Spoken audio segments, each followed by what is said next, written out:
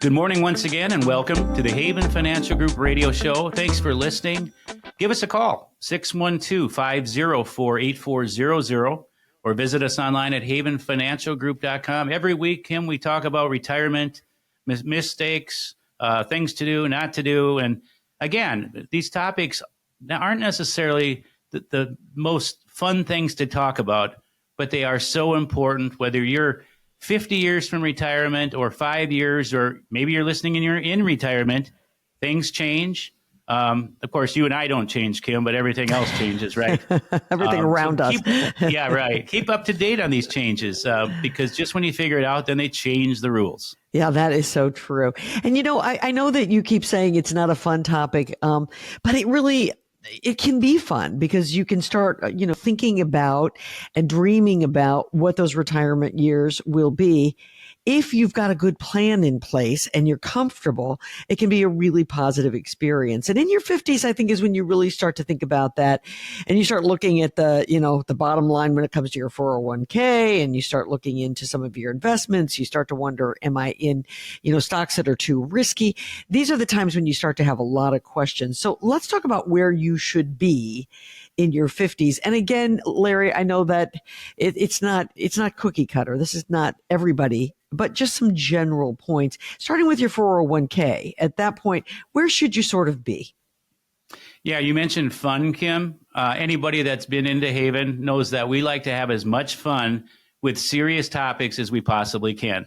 Whether it is investments or it's Medicare or estate planning, we do like to have as much fun because, again, some of these topics can get dry, but they are so very important. But you're right. You get close to your 50s. Well, really, anybody that's been disciplined should have started saving for retirement when they first got a job and had a 401k. And because, again, the power of compounding is so powerful. And those that did start early are going to reap the reward. Those that started later are going to look back and go, why didn't I start earlier? And, the things of the past, like pensions, that used to be the reward people were given for working in a position of the company for a long period of time. Those have been on the decline for many years now.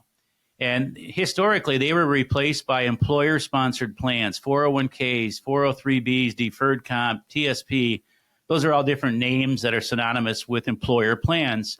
And they can have tax advantages in the form of pre-tax that can reduce your tax liability in the given year. It could be Roth that are taxed up front, but never to be taxed again. And if you have that available, make sure you look at the pros and the cons. And then eventually you'll have to start taking money out of those. But when I say make sure that which ones are right for you, it comes back to the tax discussion. If you're a high income earner, maybe getting that pre-tax makes a lot more sense to reduce your tax liability in the given year. There are some income thresholds for Roth contributions.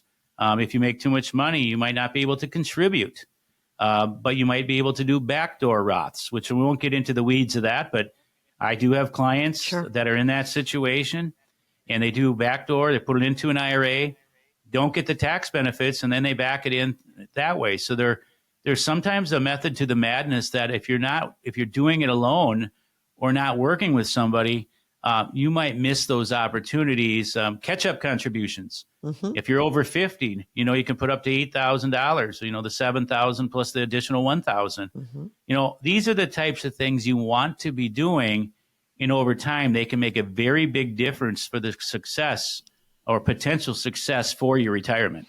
So give us some points, if you will, that people listening can just sort of put themselves in. When you're in your 50s and you're working, where should your dollars be when it comes to 401ks? Well, I can tell you, based upon a study by Fidelity here recently, Fidelity Investments, which we our investment team, we use Fidelity and we use Charles Schwab as our trading platform and manage quite a bit of wealth. We're not small by any means. There's a disconnect. Americans, they have saved less now these days than ever before. And they're below the averages of what we would like to see. And, I'll tell you this, the median, if you want to just kind of put yourself on the grid, median 401k balances for those in the 50s today is just over 60 grand. Probably not adequate by any stretch, and that's a problem. Average 401k balance for Americans in their 50, the average is about just under 200,000. Okay, now we're in the game. Now this is individual, and if you're behind the eight ball and you've been slow and haven't been doing it, well, now's a good time to start, or at least look at doing it. But why are Americans lacking? Why are they behind? Well, number one, we've seen extremely high inflation. We talk frequently on the show about how everything costs so much, housing costs and medical and all that stuff. So the savings rates have really been deprived, especially in recent years. And for many people, even listeners, I'm sure they might have even depleted their liquid accounts here in recent years. They've had to tap into them. And if you can turn the corner and start building those back up, we talk about frequently, we like to see for retirees, 50 to 100 grand liquid. Liquidity is important.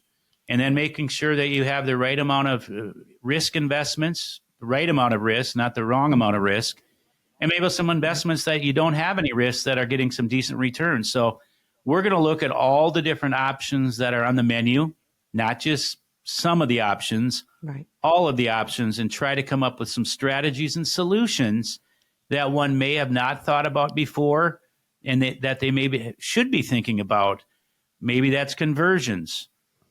We help a lot of people in that area. And again, if you don't have a partner to lean on in investments, in taxes, in healthcare, in estate planning, now's a good time to come up with a partner. And again, Kim, these should be coordinated because all of these things go together in retirement. And you and I talk about it every week. Yep, absolutely. Some of those solutions, I know you've already mentioned them. You can get involved with catch-up contributions for your 401k, the timing of taking your Social Security benefits. Are there other strategies? Well, maybe you're going to rely on an inheritance. Maybe there's an inheritance that's coming your direction at some point, and we hope those loved ones, we hope they live a long, fruitful life. It embarrasses me times when I see folks that are, I'm going to get an inheritance, but they can't wait for that person to pass away. It's like, are you kidding me? How are you owed anything? But having an estate plan is important. Carrie and Anna and Keith are estate planning attorneys. We're able to help a lot of people in this area because it's extremely important to have a will, to have powers of attorney, to look at maybe having a trust. Do you want to avoid probate? We've had Carrie on the show here a couple of times. It's great to have her on once in a while just to hear it from an estate planning attorney specifically. But are you counting on that inheritance? Be careful there. Maybe be more reliant on your own plan rather than somebody else's legacy plan. How is that inheritance, if you are going to get it, how is it going to be taxed? Again, there's differentiations between states, of course. And let's face it, Minnesota is a high-tax state. There's no doubt about it. And how will that inheritance fill the gap of income if that's what you're relying on it to do? So, again, there's strategy. There can be immediate strategies. There can be some delayed strategies. We're going to look for solutions and remedies that a lot of times, if you're doing it alone or you're do-it-yourselfer, that you may not have thought of. And again, that's where it comes back to education is so important. Larry, we've talked about 401ks are certainly a way to save for retirement, but not everybody has access to a 401k. And they're not the only thing out there. So what are some other things that you might talk to somebody in their 50s about? Well, brokerage accounts, after-tax monies. Maybe you don't have access to an employer-sponsored plan. Maybe you're self-employed. What about a SEP plan? What about a simple plan? Those are important. And by the way, HSA plans, if you do have that available and you're listening, please max that out. We love probably HSAs more than we like Roths, although we do like Roths a lot as well. But, give it some thought. 401ks can be great, but maybe there's some other options that are on the menu that you haven't looked at. Look at the tax advantages now, tax advantages later. What brings more value to that? 401ks aren't the only retirement tool out there. And if you're not sure, And if you're not sure how to maximize and you're not sure, that means you have questions. And that means why not give us a call, 612-504-8400, or just come in and visit with us to see, am I on track? How do I get on track? And what does on track look like based upon my age right now? Hey, why not? You have nothing to lose. And again, don't feel like, oh my goodness, I'm so embarrassed. Well, we're all going to be embarrassed at some point in life.